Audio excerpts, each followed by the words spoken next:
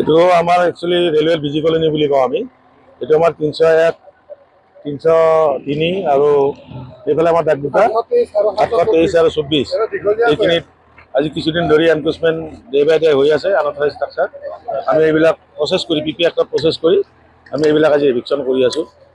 আৰু মাটি ক'ব গ'লে 3-4 বিঘা মাটি হ'ব মিনিমাম এনক্ৰোচমেণ্ট যিখিনি হৈ আছে। কেতিয়াৰ পৰা বাস কৰি আছিল এই অবৈধভাৱে?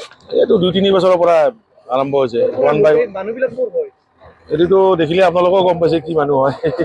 মই আৰু কি ক'ম, অচিনাকি আৰু সন্দেহযুক্ত লোক। এইখিনি একচুৱেলি ৰেভিনিউ ভিলেজ হিচাপে ক'লে বিজি কলনী, গতানগৰ আৰু কাষত যিখন বিজি কলনী আছে সেইখিনি জেগা হয়। আৰু মালিগাঁও ভিলেজৰো এটা অলপমান অংশ আছে এনেকুৱা। আৰু আমাৰ বৃহৎ মানে আমাৰ এই যে আগৰ ফালে আছে যে এইটো 207 নম্বৰ দাগৰ পৰা আমি নটিচ দিছিলোঁ, যিখিনি আনঅথৰাইজ এনক্ৰোচমেণ্ট আছিলে একদম আগলৈকে যিখিনি আছে এই বেলটোত যিখিনি আছে মুঠতে।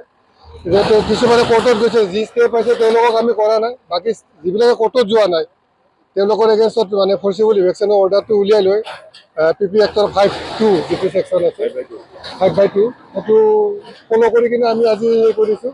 মেজিষ্ট্ৰেটৰ উপস্থিতিত আমি গোটেই সম্পূৰ্ণ নিয়ম পালন কৰি কিনে আজি ইভেকশ্যন কৰি আছোঁ।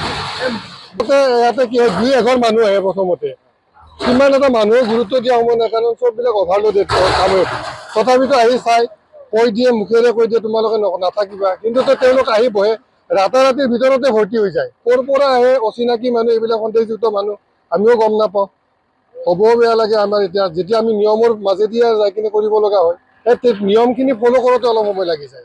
তেতিয়ালৈকে তাৰমানে মানুহ ভৰ্তিয়ে হৈ যায়।